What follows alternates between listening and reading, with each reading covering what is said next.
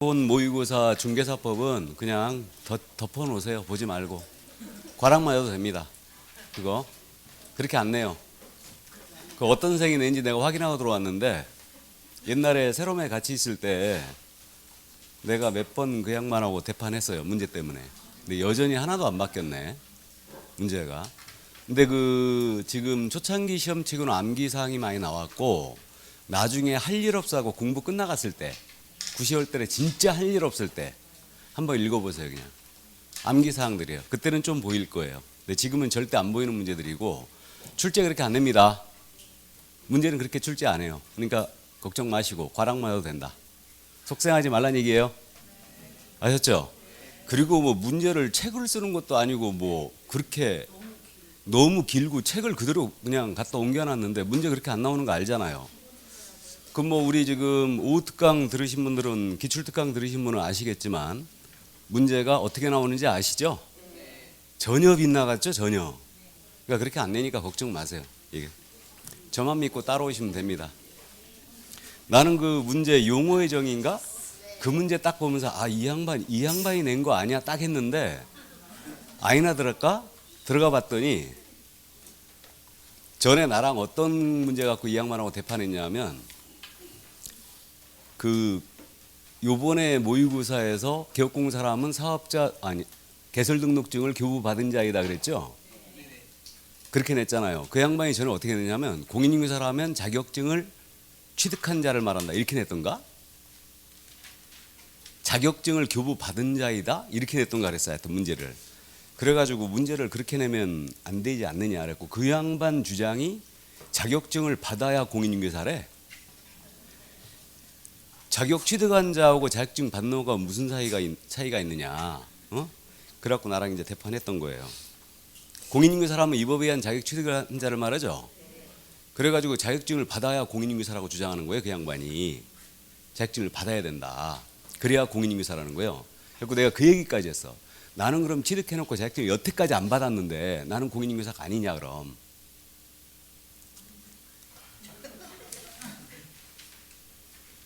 참나 그래갖고 문제 그렇게 안 내니까 걱정 마세요.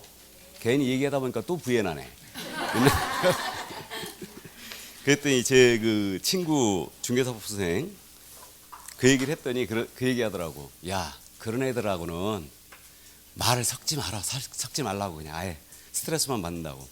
어쨌든 무시하세요 그냥.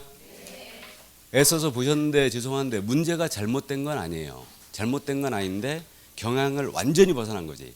그러니까 이제 그 2000년 전에 시험 볼 때 10회 전에 볼 때는 그렇게 막 꼴리는 대로 그냥 문제를 막 그렇게 냈어요. 그렇게 냈는데 어쨌든 지금은 그렇게 안 냅니다. 짤막짤막하게 내니까 이제 이 문제는 나중에 공부가 끝나갔을 때 9, 10월 달 정도에 암기 다 사항들 다 끝났고 그랬을 때 진짜 할 일 없을 때 진짜 할 일 없어 난 미치겠다 아주 그런 분은 한번 풀어보세요. 아셨죠? 참고하시고. 자 그러면 149쪽 오늘 개별적 중개실무 나갈 차례죠.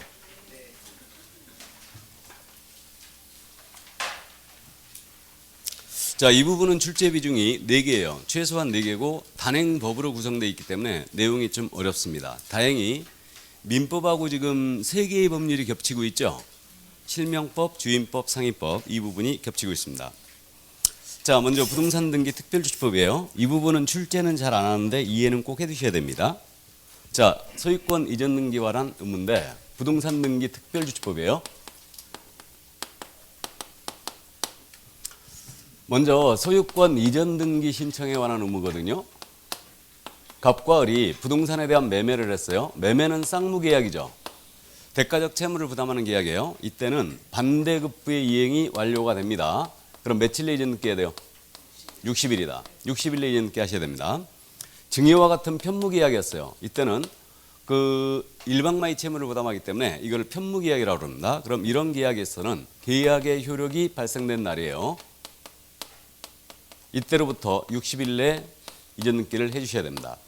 증여계약은 통상 정지 조건이 없는 이상은 계약 체결일로부터 효력 발생합니다. 그래서 이때로부터 60일 이전 등기 한다. 그러면요. 잔금 치면 60일 이전 등기 하라고 그랬죠. 잔금을 쳤는데 자기 앞으로 이전 등기 안 하고 다시 팔아치워요. 이게 미등기 전매예요. 잔금을 쳤다. 그러면 반드시 본인 앞으로 해야 됩니다. 그래서 잔금을 치기 전에 만약에 중도금까지 지급된 상태에서 내가 다시 팔아치운다. 이건 미등기 전매가 아니에요. 이거는 잔금을 안 친 상태에서 다시 파는 거예요. 이건 미등기 전매가 아닙니다. 그때는 계약 당사자 지위 이전 계약이에요. 그거를 법률적으로는 그렇게 불러요. 계약 당사자 지위 이전 계약. 근데 잔금 치면 본인 앞으로 하는 거였고, 그러니까 분양권 있잖아요. 분양권 잔금 치면 본인 앞으로 해야 됩니다. 등기 맞죠? 그러니까 잔금 치기 전에 팔잖아요. 다 이해되세요? 자, 그래서 어쨌든 잔금을 치면 이때는 60일 이렇게 하는 겁니다. 자기 앞으로 안 하고 다시 팔아치우면 이때는 처벌받는다. 미등기 전매가 돼요. 자, 그 다음에 이제 소유권 보존 등기 신청 의무예요. 건물을 신축을 갑이 했어요. 그럼 신축자인 갑은 소유권 보존 등기 신청 의무가 있다 없다? 없죠. 건물의 신축은 원시 취득이죠. 등기 안 해도 내 겁니다. 끝까지 안 해도 돼요. 근데 실무적으로 이제 저당 잡고자 먼저 등기를 하죠. 그러면 보존 등기 신청 의무는 없다. 그런데 보존 등기를 안 한 상태에서 양도 계약을 체결한 거예요. 그러면 이때는 양도 계약을 체결한 날이에요. 체결한 날로부터 본인 앞으로 보존 등기 하셔야 됩니다. 60일 내에 하셔야 돼요. 보존 등기 하고 이전 등기 해주셔야 돼요. 그 다음에 보존 등기가 불가했어요. 그럼 가능하게 됐어요. 그럼 가능한 날로부터 60일 내에 보존 등기 하는 거예요. 그리고 이전 등기 해주시기 바랍니다. 그러면 갑이 신축을 했어요. 보존 등기 안 한 상태에서 을에게 팔았다. 그럼 자기 앞으로 먼저 보존 등기 하고 이전 등기 해주라는 얘기죠. 며칠 내에 하라고요? 60일. 그럼 등기 의무는 60일이라고 기억하면 되네요. 자, 그럼 등기 의무를 위반했잖아요. 그럼 전에 등록세를 냈었거든요. 이때 등록세액의 5배 이하에 해당하는 과태료를 처한다 그랬어요. 근데 등록세가 지금 취득세로 들어간 거예요. 그래서 지금 취득세 표준세율이 몇 프로? 4%. 주택은 다 틀리죠. 가액별, 면적별 다 틀리죠. 취득세율이 1.1, 2.2, 3.3. 이게 뭔 얘기인지 아세요? 1.1%, 2.2%, 3.3%. 표준세율은 몇 프로? 4%. 취득세. 이렇게 이제 부르는 겁니다. 주택만 틀려요. 일단. 자, 이렇게 되고요. 그러면 등록세가 2%였거든요. 취득세가 2%였고 합쳐갖고 4%가 된 건데 등록세액의 5배에 해당하는 과태료 처한다 그랬어요. 등기 의무를 위반하면. 그래서 지금 이걸 어떻게 바꿔놨냐면 그 등기 의무를 위반했다. 그러면 등기 권리자에게 등록세액의 5배에 해당하는 과태료 처한다 그랬으니까 이거를 갖다가 취득세 표준세율이요. 취득세 표준세율이 몇 프로? 4%. 여기서 1000분의 20을 빼요. 2%를 빼는 거예요. 2%를 뺀 세율을 적용하여 산출한 세액의 5배 이하에 해당하는 과태료를 처한다. 옛날하고 똑같죠? 예, 그래서 일단 이렇게 바뀌었습니다. 이건 누구만 맞냐면 등기 권리자만 맞아요. 등기 권리자만. 그럼 갑과 을 중에 매매를 했거든요. 을이 매수인이에요. 등기 권리자 누구다? 을. 이자만 맞습니다. 등기 의무자는 안 맞아요. 자, 이 정도 이해되시고. 자, 이제 계약서의 검인제도로 내려갑니다. 이 계약서의 검인제도는요, 부동산 투기와 탈세를 방지하기 위해서 이게 현재도 운영되고 있는 거예요, 지금. 근데 유명무실했습니다. 의제되는 게 너무 많아져서. 해서 계약서가 이렇게 있지 않습니까? 있으면 투기와 탈세를 방지하기 위해서 계약서에다가 검인하고 찍힌 도장 하나 받아와야 된다고 그랬죠? 이게 계약서의 검인제도다. 이게. 자, 그러면 이 검인제도는 근본적으로는 탈세를 방지하기 위해서 이 제도가 현재 시행되고 있는 거예요. 그럼 우리는 실무니까 어떤 계약을 했을 때 검인 받아와야 되는데 검인 대상 계약이에요. 이 검인 대상 계약은 부동산에 대한 소유권 이전 등기하는 자는 검인 받은 계약서를 내야 돼요. 부동산에 대한 소유권 이전 등기하는 자. 그러니까 검인 대상 계약은 부동산에 대한 소유권 이전 계약입니다. 요게 검인을 받을 대상 계약이에요. 그럼 우리가 앞에서 토지거래 허가제, 농취증 이걸 연습하면서 6가지는 꼭 따져보라고 했죠. 매매, 교환, 징여, 상속 판결, 경매 6가지는 꼭 따져보라고 하는데 그러면 여기 소유권 이전 계약이니까 매매, 교환, 징여입니다. 검인 받아야 돼요, 안 받아야 돼요? 받아야 됩니다. 자, 그런데 이제 전세, 임대차는 다 아니란 얘기죠, 그럼. 그래서 다 아니고 매매, 교환, 징여고 상속은 검인 받을 일이 있다, 없다? 없다. 그 다음에 경매가 있습니다. 경매로 취득하는 거예요. 이거는 입찰 방식으로 하는 거죠. 그러니까 검인 받을 일이 없어요. 탈세 우려가 없는 겁니다. 이거는. 그러나 판결 기억나세요? 판결은 짜고 치는 거 맞기 때문에 규제 중에 빠지는 거 없다고 그랬죠. 판결서에다 검인 받아와야 됩니다. 그래야 잊었는기 축탁해줘요. 이렇게 됩니다. 그 다음에 계약 당사자 일방이 국가나 지방자치단체였어요. 그럼 그들은 탈세 우려가 없죠. 그러니까 검인 받지 않습니다. 그 점 이해하시고 의제되는 거 꼭 기억해야 돼요. 요즘 물어보는 거 이것뿐이죠. 이건 반드시 기억해야 됩니다. 부동산 거래 계약 신고 필증 받았어요. 부동산 거래 신고했습니다. 검인 받은 것으로 의제된다. 또 토지 거래 허가증 받았죠. 토지 거래 허가증 받으면 검인 받은 것으로 의제한다. 이렇게 됩니다. 그러면 생각을 해보면요. 검인 대상이 매매, 교환, 증여, 판결이잖아요. 근데 여기서 말하는 부동산 있지 않습니까? 이거는 토지 건물뿐이에요. 협의의 부동산. 그럼 임목공장재단, 광업재단입니다. 이건 검인받을 일이 있다 없다? 없다. 이렇게 돼요. 근데 토지 건물 매매 계약입니다. 이거 검인받을 일이 있다 없다? 토지 건물에 대한 매매 계약이에요. 검인받을 일이 있어요 없어요? 없어요. 토지 건물 매매 계약은 검인받을 일이 절대 없어요. 이거. 왜 그럽니까? 모두 부동산 거래 신고해야 돼요.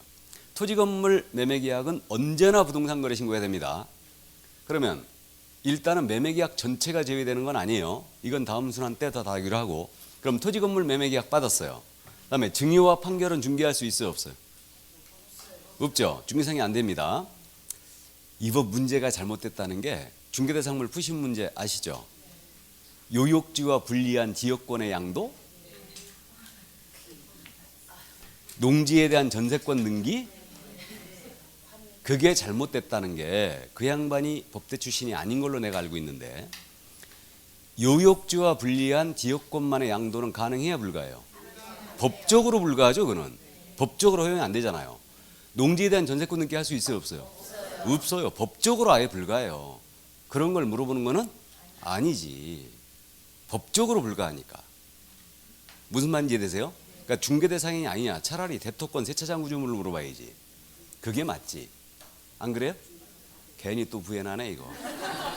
어쨌든 그러니까 그게 잘못된 거예요. 그러니까 이제 그런 문제들은 내질 않는다는 얘기지 시험에서. 근데 그런 걸 연습을, 그것도 여러분들 지금 처음 본 건가? 두 번째? 첫 번째 문제는 이상 없었습니까? 내가 그랬나? 아, 그랬구나. 내가 기억을 못해서. 어쨌든 근데 뭐 기출 문제들 해갖고 이제 살짝살 수정해서 그렇게 내는 게 차라리 낫다니까. 문제 낼 자신이 없으면. 어쨌든 좋아요. 그러니까 토지 건물 매매 계약은 받을 일이 없어요. 그러면 이거 증여와 판결은 중개기입 예지가 없죠. 그러니까 실무적으로 개공에 부딪힐 일이 없어요. 그러면 남는 게 뭐뿐이에요? 교환뿐이에요. 근데 교환은 중개하시라고 하지 말라고요.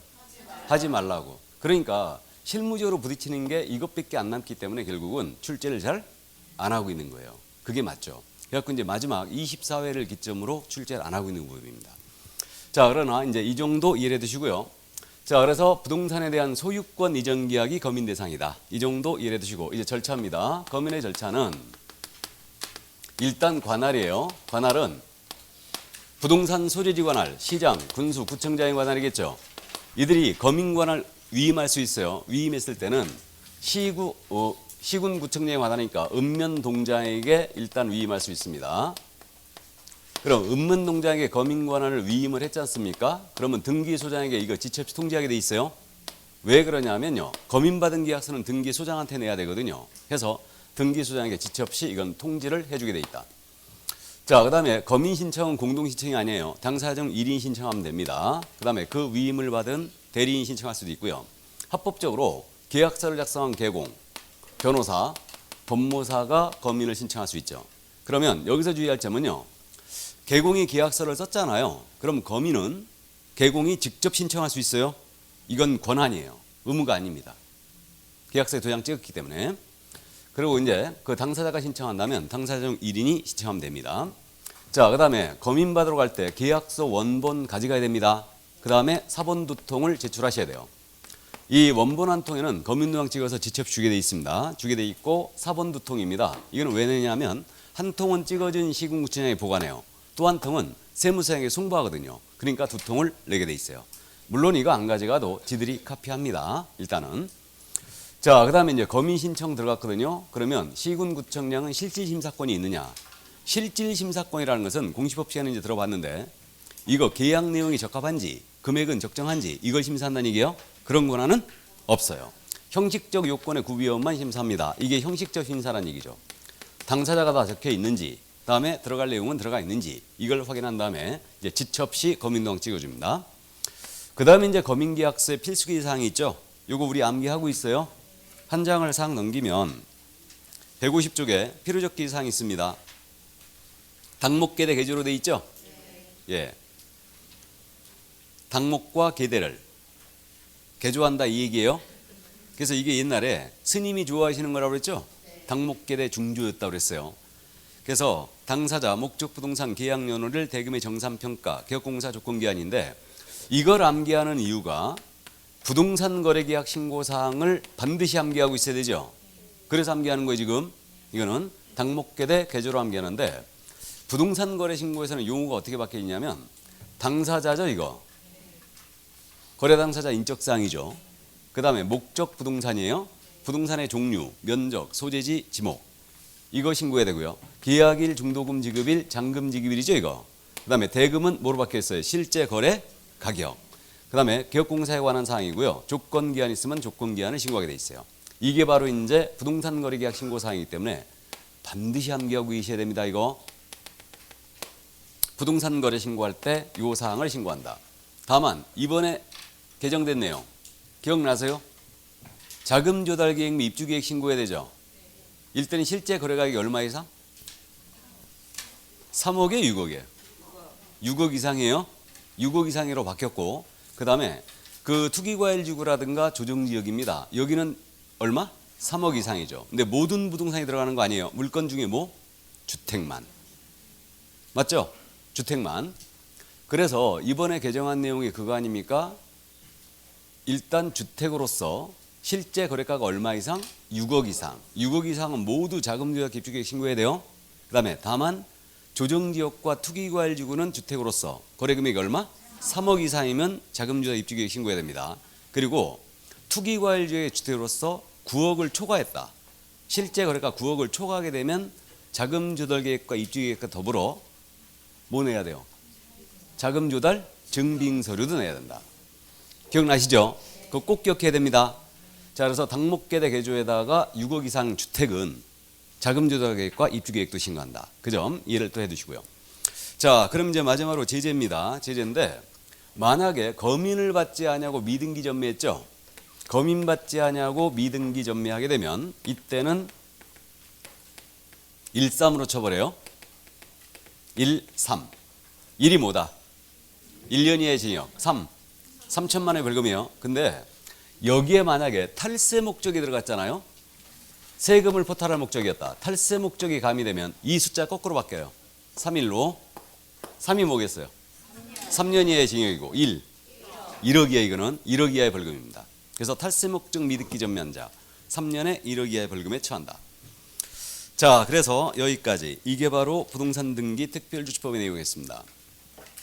이해만 해두시고요. 이제 부동산 실권리자 명의 등기에 관한 법률로 넘어갑니다.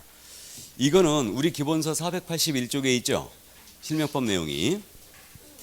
자, 민법 시간에 했나요 이거? 부동산 실명법. 우리 3, 4월 과정에 했어요 안 했어요? 아직 안 했습니까? 내가 또 먼저 나가네. 자, 부동산 실명법 갑니다. 이거는 1995년도 7월 1일서부터 시행됐어요. 그래서 우리 사회에 명의신탁이라는 거, 명의신탁이 광범위하게 행해져 있었는데 이 법 시행에 의해서 부동산 명의신탁은 전부 무효가 돼버렸죠. 이게. 그래서 95년도 7월 1일서부터 시행이 된 거예요. 그러면 이 법이 추구하는 목적은 뭐냐? 이 법이 추구하는 목적은 부동산에 대한 물권을 취득하잖아요. 물권을 취득하는 자는 본인 앞으로 실명등기 하라는 얘기예요. 그래서 금융실명제가 시행되듯이 부동산 실명제가 시행되고 있는 거예요. 그러면 부동산에 대한 물권 취득자는 실명등기 하라는 얘기니까 물권이 아닙니다. 부동산 임차권이라든가 판매권이에요. 임차권, 판매권은 이거 채권이죠.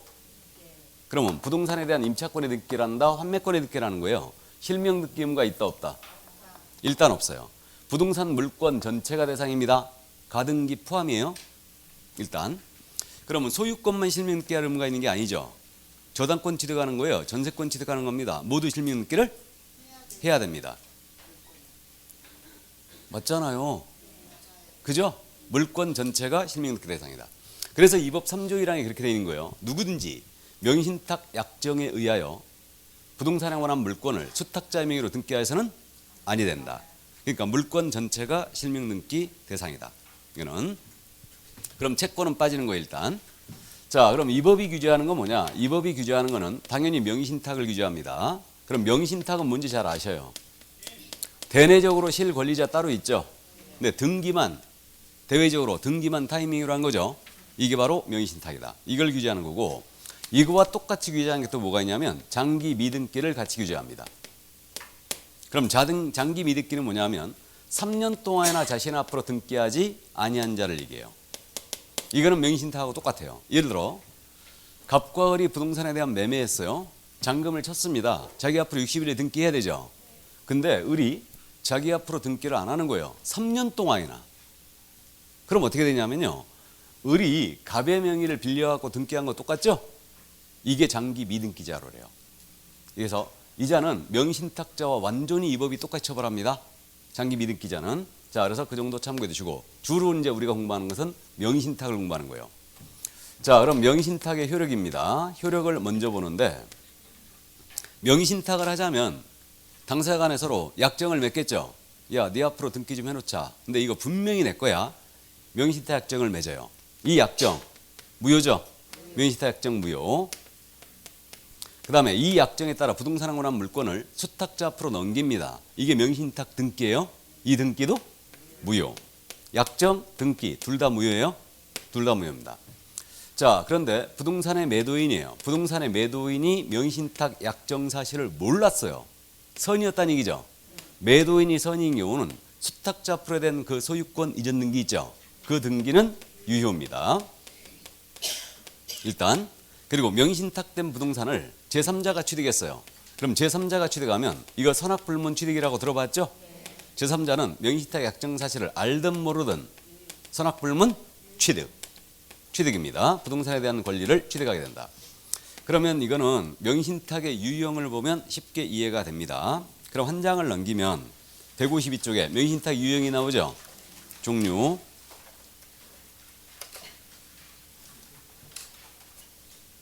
자, 그러면 명의신탁의 이제 종류, 유형인데요. 먼저 이자간 등기 명의신탁이 있어요.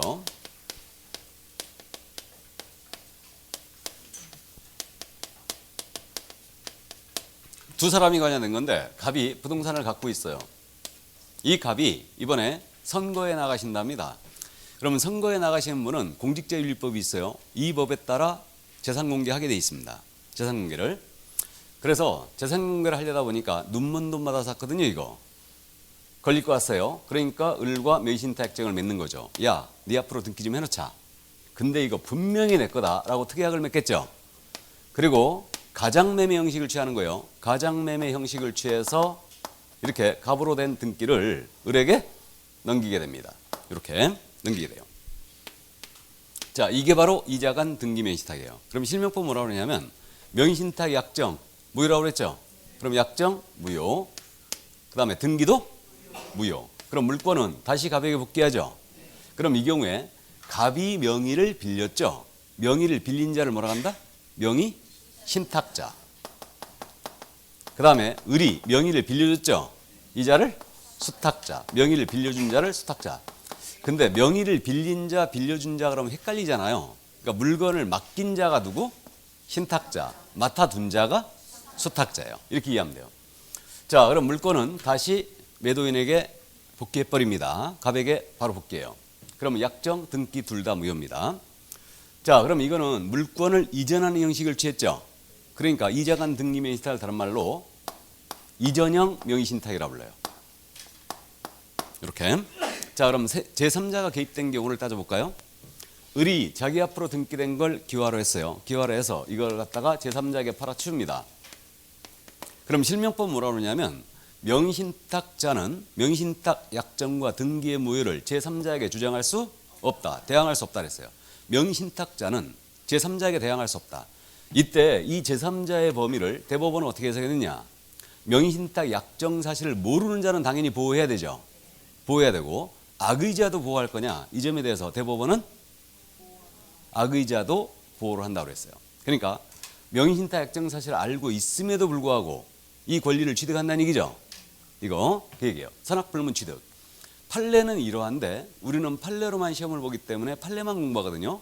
근데 사실은 대학의 민법학자들은 악의자 보호 안 한다는 게 통설입니다. 일단 자 좋아요. 어쨌든 그건 무시하고 그럼 선악불문 취득이라는 얘기죠. 선악불문 취득. 그럼 이 부동산에 대한 물권 찾아올 수 있다 없다? 없다. 신탁자는 직거라고 찾아오지 못하죠 이거. 그럼 이건 유효하게 부동산에 대한 권리를 취득해버립니다. 자 그러면 을이 대금을 받았죠. 그럼 을은 부당이득이겠죠. 부당이 있습니다. 그러면 갑은 을을 상대로 부당이득 반환 소송을 할 수 있겠죠. 근데 부당이득 소송 과정에서 명의신탁 약정 사실이 밝혀질 거예요. 그러면 법정 구속당할 수도 있어요. 요 신탁자는 오의로 처벌해요. 오의. 5년 이하의 적 또는 2억 이하의 벌금이에요. 이렇게 처벌하고요. 여기 수탁자 있죠. 얘는 3일로 처벌합니다. 3년 이하의 징역 또는 1억 원 이하의 벌금. 탈세 목적 미등기 전매자와 똑같죠 이거. 그래서 일단은 이렇게 됩니다. 그러니까 실질적으로 찾아올 수 없다라는 얘기가 돼요. 이게 그래서 부당이득 소송은 가능하지만 실명법상 제재는 감수를 해야 됩니다. 일단 이게 바로 2자간 등기 명의신탁이었어요. 이게 자 이제 제 3자간 등기 명의신탁으로 갑니다. 3자간 등기 명의신탁. 그럼 이거는 세 사람이 일단 관여되어 있다는 걸 딱 알 수 있는데 자 이번에는 갑이 부동산을 갖고 있어요. 이분이 매도인이에요. 근데 갑이 가지고 있는 부동산이 앞으로 개발지역으로 편입된답니다. 이 정보를 을이 입수했어요. 을이. 그럼 이거 얻는 가서 사놔야 되죠. 앞으로 개발지역으로 편입될 걸 예상하여 미리 부동산을 사재기에 해두는 행위. 이걸 실무상 뭐라 부릅니까? 투기? 그게 어떻게 투기야? 투자지. 미리가 사놔야 되죠. 이게 알박기라고 하는 거. 알박기라고 들어봤죠? 이게 알박기예요. 이게 알박기입니다. 자, 그래서 이제 알박기라는 거예요. 가서 매매 계약을 체결합니다. 근데 자기 앞으로 등기해 놓으면 냄새가 너무 나죠, 지금. 그러니까 병과 명의신탁 약정을 맺는 거죠. 야, 네 앞으로 등기 좀 해놓자.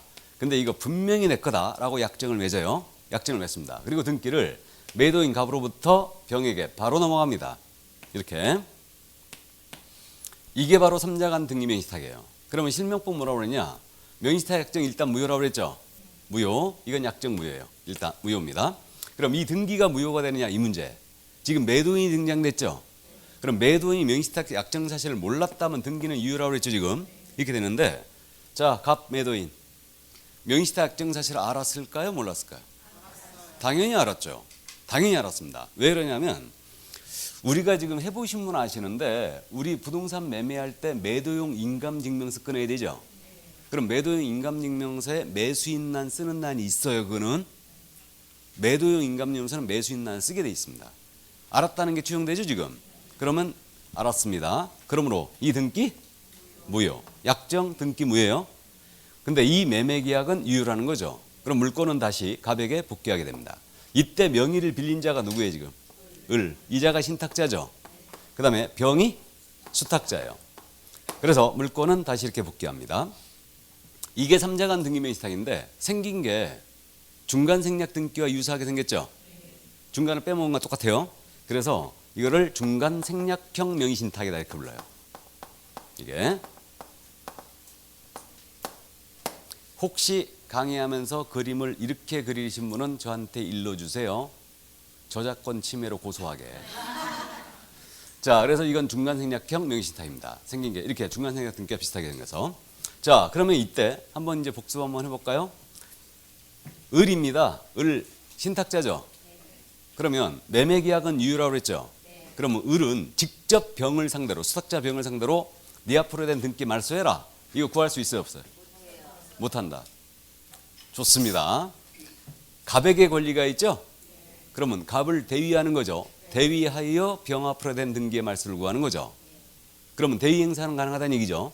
그래서 말소하면 다시 물건은 복귀되죠. 이렇게 되는 거예요. 자, 그럼 이제 제3자가 개입된 경우를 또 따져봅니다. 자, 수탁자 병이 자기 앞으로 등기된 걸 기화로 제3자에게 팔아치웁니다. 그럼 실명법은 신탁자는 제3자에게 대항할 수 없다 그랬죠. 그러면 거꾸로 이자는 선악불문 취득. 역시 유효하게 취득이다. 취득입니다.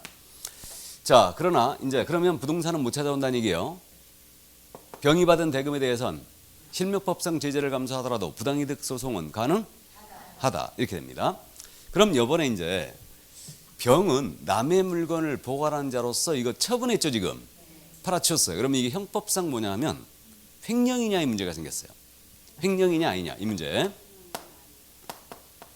타인의 물건을 보관한 자가 그에 배신하여 부동산 처분했다. 물건을 처분했어요. 그럼 이게 뭐냐면 횡령. 타인의 사물을 처리하던 자가 배신행위했어요. 그럼 이것은 배임이라고 그래요. 다시 물건을 보관한 자가 배신행위하면 뭐라고요? 횡령. 사무 처리하는 자가 배신행위하면 배임. 그래서 부동산 이중매매 기억나세요? 중도금까지 받았는데 매도인이 또다시 팔아치운 거예요. 부동산을 중도금까지 받았는데. 그럼 이거 이중매매죠? 그때는 뭐로 처벌해요? 배임으로 처벌해요. 이때는 매수인의 사물을 처리하고 있는 걸 보는 거예요. 그러니까 배임으로 처벌합니다. 자, 그러면 이게 과연 횡령이냐의 문제예요. 지금 횡령이냐. 이 점에 대해 그동안 계속 우리 대법원이 이거 횡령이라고 해왔거든요. 근데 전원합의체 판결이라고 판례를 변경했죠. 판례 변경해갖고 이건 횡령죄로 볼 수 없다라고 했어요. 횡령이 아니다. 이거 판례를 변경했습니다. 그래서 왜 그랬냐면 횡령죄에서 말하는 물건을 보관한 자 있죠. 이 보관자의 주인은 법률상 적법한 관계해야 된다. 적법한 관계에 의해서 물건을 보관했어야 된다. 그래갖고 처분해버리면 횡령으로 처벌할 것인데 이거는 명의신탁이란 불법 행위하고 있는 거죠 지금. 그래서 그런 관계에서 일단 보관하다가 처분했으므로 이거는 물건 보관자의 지위에 있다고 볼 수 없다라고 했어요. 그래갖고 횡령으로 볼 수 없다라고 했어요. 이게. 자, 그럼 수탁자가 처분하도 이는 횡령이다 아니다? 아니다. 이렇게 됩니다. 자, 여기까지. 이게 바로 3자간 등기 명의신탁이었어요. 그러면 2자간 3자간을 봤는데 구조는 달리하지만 법률 효과는 똑같죠. 약정, 등기 둘 다 무효죠. 무효고 제3자 처분했어요. 횡령이 아니다. 제3자는 유효취득이죠 지금. 자, 이렇게 돼요. 그래서 이거였고요. 이제 계약명의신탁이죠. 자, 이제 계약명의신탁으로 들어왔는데 이것도 역시 세 사람이 관여되어 있습니다. 그러면 매도인 갑이 역시 부동산 갖고 있는데 이 부동산이 개발지역으로 편입된답니다. 이 정보를 을이 입수했어요. 을이 입수했는데 이번엔 을이 직접 나서지 않습니다. 병을 보내는 거죠. 병을 보내가지고 매매계약을 체결하게 해요. 대신 을은 뒤에 숨어 있죠. 을은 병과 명의신탁 약정을 맺고 뒤에서 자금을 지원하는 거예요. 자금을 지원합니다. 그리고 등기도 매도인 갑으로부터 병에게 바로 넘긴다는 얘기죠. 이게 계약명의신탁이에요. 이게. 자, 그럼 실명법 뭐라고 그러냐? 당사자 간에 체결된 명의신탁 약정은 무효라고 그랬죠. 약정은 무효. 그럼 약정 무효입니다. 이렇게 되고요. 이 등기도 무효가 되느냐? 이 문제. 매도인이 등장했어요. 그럼 매도인이 명의신탁 약정 사실을 몰랐답니다. 등기는 유효라고 그랬죠 지금. 매도인 갑 명의신탁 약정 사실을 알았다 몰랐다? 몰랐다. 뒤에서 자금을 대고 있는 자가 있다는 사실을 몰랐어요. 선이었다. 그럼 선이었다면 이 등기는 유효. 그럼 매매계약도 유효죠. 그럼 이 경우에 병이 지금 명의를 빌려줬죠. 이자가 수탁자예요. 그다음에 이자가 명의를 빌렸죠. 신탁자예요. 그러니까 매도인과 신탁자가 계약을 하면 이게 뭐예요? 3자간. 매도인과 수탁자가 계약을 하면 계약명의신탁이에요. 이렇게 됩니다. 그러면 결국은 계약명의신탁은 다른 사람을 앞세웠죠. 앞세운 거예요. 그래서 이걸 갖다가 위임형 명의신탁이라 불러요. 앞세웠으니까 이거 다른 사람한테 위임을 한 거죠 지금. 네가 사라. 자금을 내가 댈게. 그래서 이거 계약명의신탁을 위임형 명의신탁이라 부릅니다. 자, 그럼 이제 생각을 해볼까요? 그러면 매매계약은 채권행위죠. 등기는 물권행위죠. 그러면 채권행위, 물권행위 둘 다 유효네. 맞죠? 그럼 수탁자 병은 완전한 부동산상의 권리를 취득한 거죠. 그럼 이자가 제3자에게 처분했어요. 그럼 이건 실명법상 법리를 따질 필요도 없어요. 얘는 완전한 권리로부터 취득이에요 지금. 그럼 처분했습니다. 그럼 제3자는 완전히 유효취득이죠 이거? 유효취득입니다. 물론 이 신탁자 을은 제3자에게 대항할 수 없습니다. 명의신탁 약정의 무효와 등기의 무효를 일단 제3자에게 대항할 수 없습니다. 그러면 유효 당연히 취득이에요. 그럼 당연히 이 병은 제3자에게 처분했다 하여 지물건파한 거죠 이거는. 그러니까 횡령으로 볼 수 없다. 당연히. 그러니까 어쨌든 이제 횡령죄는 안 됩니다. 수탁자 처분해도. 그래서 이게 바로 이제 계약명의신탁이었어요. 그러면 계약명의신탁은 지금 2자간, 3자간 등기명의신탁과 틀리죠? 틀립니다. 법률 효과가 틀려요. 그래서 주의할 점이 매도인이 명의신탁 약정 사실을 몰랐다란 말이 떴잖아요. 그러면 이런 말이 뜨게 되면 일단 계약명의신탁을 생각해야 되죠. 그리고 제일 먼저 체크할 게 뭐예요? 수탁자 앞으로 된 소유권 이전 등기 유효다 무효다? 유효. 등기는 유효다. 등기 유효고 제3자 처분하다 이거 횡령에 해당한다 안 한다? 횡령에 해당하지 않는다. 이걸 꼭 주의하고 있어야 되고 지금은 현재 물론 3자간 등기명의신탁도 횡령이 아니니까 큰 문제는 안 되지만 이게 결정적 차이야 지금. 수탁자 앞으로 된 등기가 무효가 됐다는 얘기죠 다 2자간 3자간은. 근데 이거는 유효입니다.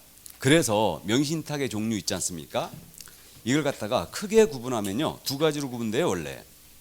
그래서 명의신탁의 종류는 크게 두 가지로 하나는 등기명의신탁이라고 돼 있죠. 또 하나는 계약명의신탁이라고 돼 있어요. 두 가지로 분류합니다. 그럼 왜 등기명의신탁이라 했느냐? 2자간 3자간은 등기까지 무효가 됐죠. 근데 계약명의신탁은 뭐만 무효가 됐어요? 약정만. 그래서 이름을 계약명의신탁이라는 거예요. 이해되세요? 그래서 등기명의신탁은 2자간 3자간으로 구분되고요. 이거는 등기까지 무효가 됐다. 근데 계약명의신탁은 등기는 유효고 약정만 무효가 됐기 때문에 이걸 갖다가 계약명의신탁이라고 부르는 겁니다. 여기까지. 그럼 민법에서 공부한 내용은 여기까지 일단 여기까지고 여기에 이제 판례들 쭉 공부하셔야 되죠. 여러분들은 판례를 공부하셔야 돼요. 그럼 참고로요. 여기서 부동산 매도인 갑이 명의신탁 약정 사실을 알았어요. 알았다. 그럼 이게 악의의 계약명의신탁이라고 그러죠. 악의의 계약명의신탁이라고 부르는데 이자가 명의신탁의 약정 사실을 알았다면 이 법률 관계가 어떻게 됩니까? 전부 다 무효. 좋습니다. 매매계약도 무효, 등기도 무효, 약정 다 무효죠 이거? 다 무효입니다. 자, 그럼 이제 우리가 민법에서 공부한 내용은 바로 여기까지였고 우리는 이제 실무 과목이니까 지금서부터가 중요합니다. 그러면 151쪽으로 다시 돌아가요. 3번 명의신탁 약정에서 제외되는 경우라고 나와 있죠. 명의신탁 약정에서 제외되는 거. 명의신탁처럼 보이지만 명의신탁이 아니란 얘기예요 이거. 아니란 얘기입니다. 먼저 첫 번째 양도담보, 가등기담보. 이거는 명의신탁 약정에서 제외됩니다.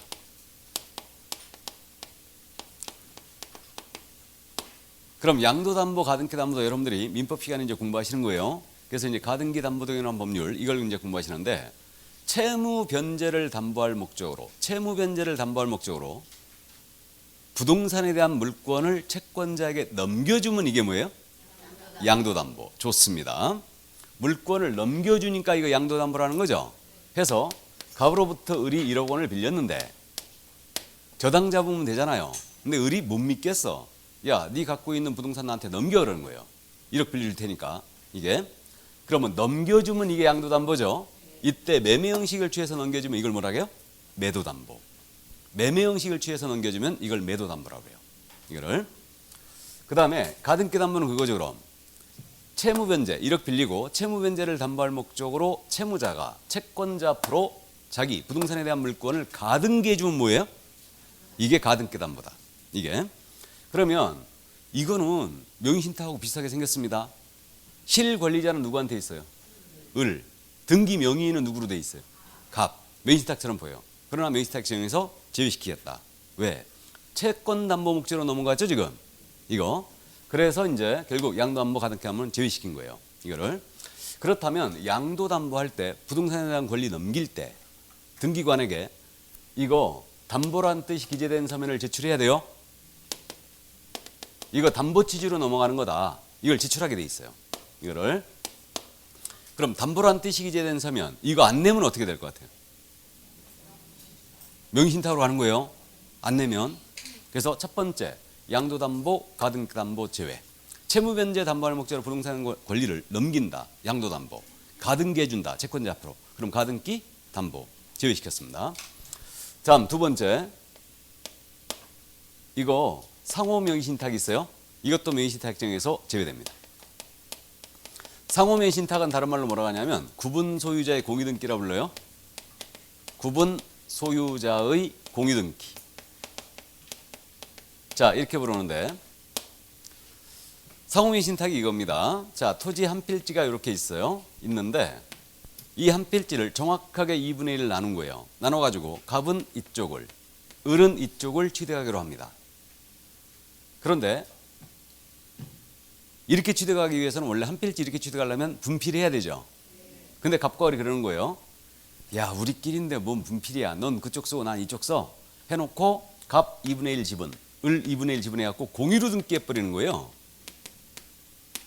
그럼 공유라는 성질은 여러분들이 민법 시간에 이제 공부했습니다. 공유라는 것은 자신의 지분에 기초하여 전체를 사용할 수 있죠. 이렇게 돼 있는데 공유로 등기한 거예요. 지금 전체를 사용할 수 있는데 대내적으로는 어떻게 돼 있냐? 실소유권이 나눠져 있죠 지금. 그럼 서로에게 명의신탁처럼 보이는 거죠 지금. 근데 이건 명의신탁정에서 제외시키겠다는 얘기예요. 왜 그러냐면 한 필지 전체를 봐보세요. 한 필지 전체를 보면 소유자가 누구예요? 갑과 을이 맞죠? 그러니까 제외시킨 거예요.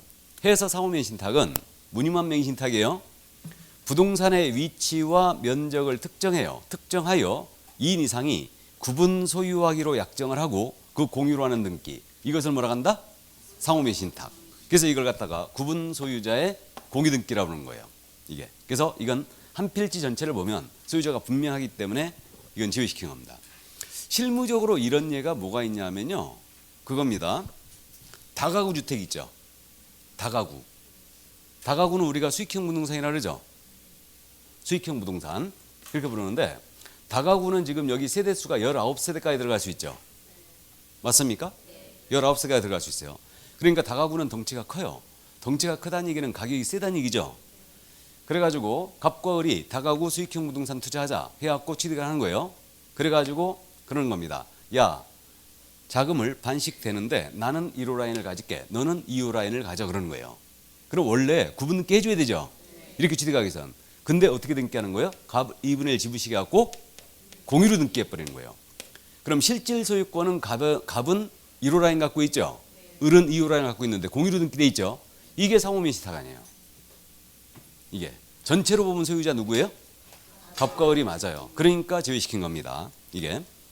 그러면 이게 바로 이제 실무적으로 이런 일이 벌어지고 있는 거죠. 이게. 그래서 이건 명의신탁에서 제외시켰어요. 그래서 부동산의 위치 면적을 특정하여 2인 이상이 구분 소유하기로 약정하고 그 공유로 하는 등기. 이것을 판례는 구분 소유적 공유관계라 불렀어요. 구분 소유적 공유관계. 이게 상호명의신탁이에요. 그럼 이거 실질이 공유해야 아니에요? 실질이 공유해야 아니에요? 예? 공유가 아니죠. 무늬만 공유해 이거. 무늬만 공유입니다. 그러면 공유자임을 전제로 갑은 이건 분할 청구할 수 있느냐? 공유자임을 전제로. 이건 무늬만 공유라고 그랬죠? 그럼 공유자임을 전제로 분할 청구할 수는 없죠. 나머지 내용은 민법 시간에 더 들으시기 바랍니다. 제가 더 얘기하면 우리 원장님이 승질내. 내가 할 게 없다고. 자, 그래서 상호명의신탁 뭔 말인지 알아보셨죠 이거? 자, 그래서 무늬만 명의신탁이었고 세 번째 신탁법상 신탁. 요즘 부동산 신탁 엄청 많이 하죠. 그러니까 신탁법에 따른 신탁을 했다. 그럼 이거는 명의신탁에서 제외시켰죠. 그래서 이게 바로 이제 제외되는 경우 세 가지 이거였고요. 자, 넘어갑니다. 넘어가서 다시 특례가 나오죠 이제. 특례. 종교, 종중, 배우자 및 종교단체에 대한 특례가 있습니다. 자, 그럼 특례를 보는데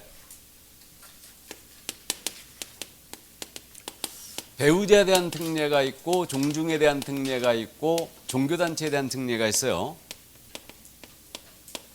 자, 그럼 따져볼까요? 남편이 부동산 취득합니다. 처명의로 등기를 하는 거예요. 이거 명의신탁일까요? 아닐까요? 맞아요. 명의신탁이죠. 명의신탁입니다. 누구든지 명의신탁 약정에 의해 수탁자 명의로 등기하면 안 된다고 그랬죠 지금. 그러니까 남편이 부동산 취득하면서 처명의로 등기했다. 명의신탁 맞아요. 다음에 제가 청주 한가하거든요. 우리 문중에서 부동산 취득 하는 거예요. 그럼 문중은 등기 능력이 있나요, 없나요? 다시 문중은 등기 능력, 종중 등기 능력이 있어요, 없어요? 등기 능력이 있느냐 없느냐 문제는 문중 명의로 등기할 수 있느냐 없느냐의 문제죠, 지금. 문중은 등기 명의로 등기할 수 있어요, 없어요? 있습니다. 우리 문중이나 종중은 비법인 사단이죠. 권리 능력 없는 사단이에요. 하지만 등기 능력은 인정을 합니다. 그럼 문중이 부동산 취득한다면 문중 명의로 등기해야 되죠. 그래서 저희 청주안과 문중에서 부동산 취득하는데 청주안시 문중명으로 등기를 해야 되는데 그 중에 한 명 명의로 등기하거나 문중 대표자의 명의로 등기하거나 문중 외의자의 명의로 등기했어요. 이것도 명의 신탁이죠. 명의 신탁이에요. 문중은 등기 능력이 있습니다.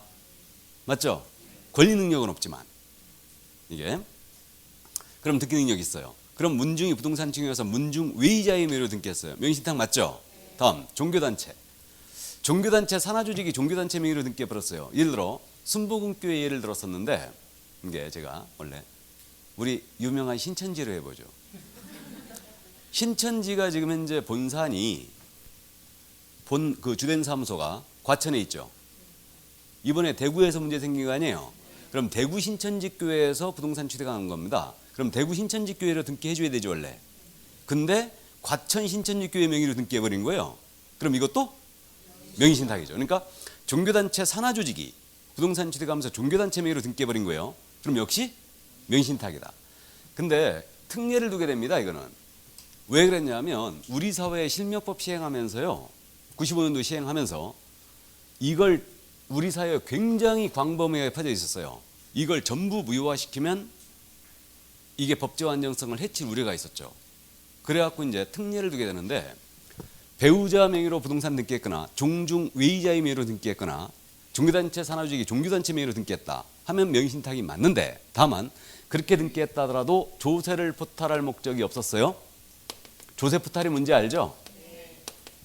채권자의 강제 집행을 면탈할 목적이 없었어요. 강제 집행 면탈은 채권자 강제 집행을 피하기 위해서 재산 빼돌리게 하는 거죠. 그런 목적이 없었거나 기타 법령상 제한을 회피할 이러한 불법 목적이 없었어요. 이러한 목적이 없었다면 실명법상 일부 규정을 적용하지 않겠다. 즉 효력 규정. 효력 규정은 약정 등기 다 무효라고 그랬죠, 이거. 이걸 적용하지 않겠다. 그다음에 처벌. 과징금, 이행강제금, 형벌이 있거든요. 이것에 대한 규정을, 제재에 관한 규정을 적용하지 않겠다. 이게 바로 특례예요. 이게. 그러면 제외되는 경우와 특례는 법률적인 관점에서 보면 완전히 구조를 달리하죠. 야는 처음부터 명의신탁이 아니에요. 근데 특례는 원래는 명의신탁이 맞죠. 명의신탁인데 다만 이런 불법 목적이 없으면 봐주겠다는 얘기죠, 지금. 근데 결론은 둘이 같아요, 틀려요? 같아요. 결론은 둘이 같아요. 상호명의신탁 등기했어요. 구분소유자의 공의등기. 이 등기 유효다, 무효다? 유효다. 남편이 부동산 취득하면서 처명의로 등기했어요. 왜? 아들내미 베기 싫어서. 이거 그 등기 유효다, 무효다? 유효다. 결론은 둘이 같아요. 그래서 학자들은 상호명의신탁 있잖아요. 이거하고 특례가 적용되는 경우 있죠. 이걸 묶어서 유효한 명의신탁이라 불러요. 유효한 명의신탁. 그래가지고 판례가 지금 정리돼 있죠. 유효한 명의신탁의 법리. 유효한 명의신탁, 그럼 명의신탁이 유효한 거예요, 지금? 그럼 등기는 유효하다는 얘기고요. 일단 그럼 대내적으로 권리자는 누구한테 있는 거예요? 신탁자에게. 대외적으로는 권리자가 누구다? 수탁자에게 있는 거예요. 그럼 남편이 처명의로 등기해놨어요. 이제 처가 베기 싫어졌어. 그럼 명의신탁정을 해지하면 되죠. 해지하고 내 앞으로 등기를 돌리면 돼요. 이해되십니까? 이게 바로 유효한 명의신탁이다. 이 유효한 명의신탁의 법률을 18회 출제돼 있죠, 지금. 18회 때 출제한 걸로. 그래서 이제 그게 정리가 되는 거예요. 우리는 기출문제 기속성이 있기 때문에 기출문제에서 다루게 되면 정리 꼭 해야 됩니다, 이거. 자, 그래서 어쨌든 이게 바로 유효한 명의신탁이다. 자, 그 다음에 이제 마지막으로 제재에 관한 사항을 보겠습니다. 제재. 제재는 과징금이라는 게 있어요. 원래 이 과징금이라는 것은 그거라고 그랬죠. 법을 위반하여 부당한 이득을 취했잖아요. 그럼 그 이익을 환수한 죄돼요. 이게 과징금이에요. 과태료하고 과징금의 차이가 어떻게 됩니까? 라고 저한테 물어보시던데 누가 이제 과징금인지 과태료인지 조금 이제 구분이 조금씩 돼가는 거 이제 그래갖고 공부에 이제 탄력을 받아가시구나. 네, 그런 생각을 했는데 과태료는 행정 질서에 대한 위반했을 때 범칙금의 성격을 띠고 있는 거예요. 과태료는. 근데 과징금은 법을 위반하여 부당한 이득을 취했을 때 그 이익을 환수하는 제도예요. 이게 과징금입니다. 그러니까 우리 이동통신사들 핸드폰 요금 담합했어요. 과징금 두들겨 맞죠 이거? 법을 위반해 부당한 이득을 취했을 때 이익을 환수한 제도입니다. 그래서 어쨌든 비슷하긴 한데 과징금은 형사적 제재 성격이 있어요. 자, 그럼 과징금은 부동산 평가액에 이게 30% 범위 내에서 나갑니다. 과징금은 30%를 때리는 게 아니에요. 30% 범위 내에서 나간다. 그리고 대통령령으로 그 부동산 평가액 위반 기간 이거에 따라서 쭉 정해져 있어요. 그러면 누가 맡겠느냐? 과징금은 당연히 명의 신탁자 이자가 맞고요. 장기 미등기자 있죠. 장기 3년 동안 등기 안 한 자, 저 자는 이제 신탁자와 똑같이 처벌하기 때문에 장기 미등기자. 그다음에 이거 양도담보할 경우에 담보서면 내라고 그랬죠. 안 내면 어떻게 된다고요? 명의신탁으로 한다고 그랬어요. 그러면 양도담보할 경우에 담보서면 미제출 채권자와 채무자 이들은 이제 다 과징금 대상입니다. 그럼 과징금 나갔어요. 자기 앞으로 등기 돌려야 되죠. 근데 만약에 안 돌린다. 그럼 이행강제금 떨어집니다. 그럼 이행강제금은 과징금 부과일로부터 1년 내에 자기 앞으로 등기 안 돌렸어요. 그러면 이건 10%가 나갑니다. 이걸 1차 이행강제금이라고 그래요. 근데 1차 이행강제금 나왔거든요. 그럼에도 불구하고 1년 내에 자기 앞으로 등기를 안 돌렸다. 그럼 이때는 부동산 평가액의 20%가 이행강제금으로 나갑니다. 이것을 2차 이행강제금이라고 그래요. 자, 그럼 이제 우리가 이행강제금 헷갈리게 생겼어요.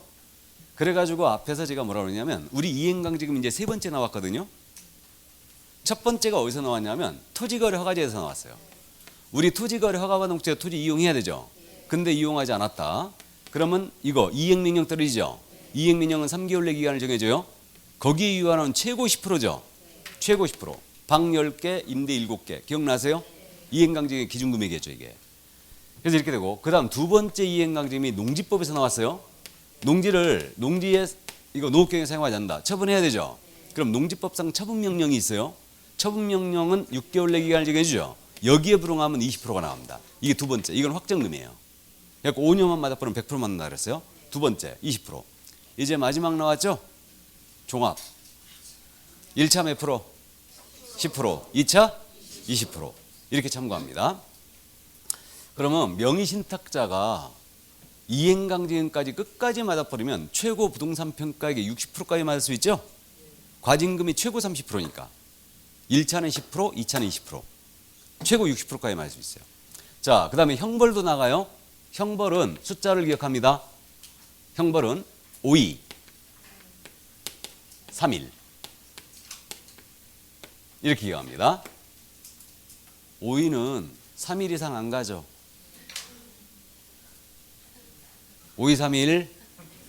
그럼 5일은 누구겠어요? 당연히 신탁자. 3일은 수탁자겠죠. 됐습니까? 그러면 신탁자는 세 가지 다 맞을 수 있어요. 과징금, 이행강제금, 형벌까지. 근데 수탁자는 과징금이나 이행강제금 대상이 돼야 안 돼요? 안 되는 겁니다. 형벌만 맞아요. 이렇게. 자, 그래서 이게 실명법 주요 골자였습니다. 주요 골자였고 이게 원래 우리는 실무 과목 아닙니까? 그러니까 이쪽 있잖아요. 이 법률 관계는 민법에서 원래 다루는 거죠. 손님이 찾아왔어요. 갑과 을이. 우리 절친이다. 이 토지 취득하고 싶은데 우리 친구 사이라 이거 측량하기 싫은데 다른 방법이 없습니까? 그냥 공유로 등기하세요. 그리고 약정서 하나 맺으세요. 맞죠? 그러니까 우리는 이쪽이 중요한 거예요. 남편이 찾아왔어요. 처명의로 하나 해놓고 싶다. 아들님이 배기 싫어 죽겠다 가지고. 내가 이제 죽게 되면 아들님이가 뺏어갈까 봐. 이거 상관없습니다. 조세포탈 등의 목적이 없으면 그 등기 아무 상관없습니다. 맞죠? 그리고 타임미러 등기해버리면 5년 징역이라고 얘기해 줘야 되죠? 그러니까 우리는 이쪽이 중요한 거예요. 이게 손님한테 말이에요. 이게 명신타하게 되면 물권, 약정 무효, 등기 무효다 물권 이렇게 붙게 하고 제3자 처분은 이유 취득이고 이런 거 설명할 일이 없다는 얘기예요. 근데 우리 최근 시험에서요. 실명법을 29회를 제외하고 계속 냈죠 지금. 그죠? 그 출제 빈도가 25회, 27회, 28회, 30회 이렇게 돼 있죠 지금. 그래가지고 우리 쪽에서 지금 내고 있는데 이게 이쪽을 물어보고 있다는 거예요 지금.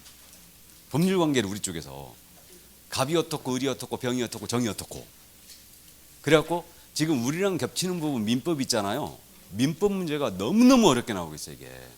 우리랑 겹치는 부분 이게. 근데 우리 쪽은 그래도 좀 낫습니다. 우리 실무니까. 갑을병정 이렇게 나오더라도 그걸 맞출 수 있는데 민법에서는 문제 보면 기도 안 차요. 너무너무 어렵게 되고 있는 거죠 지금. 겹치고 있기 때문에 그래요 이게. 그러니까 충분히 숙지해 주시고 어쨌든 그래서 저도 이제 요 실명법을 위주로 법률의 내용을 주로 저는 설명을 하는 거고 그 민법에서 이제 팔레이터라든가 이런 걸 깊이 있게 더 공부하실 겁니다. 됐죠? 여기까지 이게. 자, 그럼 실명법까지 다 봤고요. 그럼 조금 쉬었다가 주임법 나갈까요? 네. 잠시 쉬겠습니다.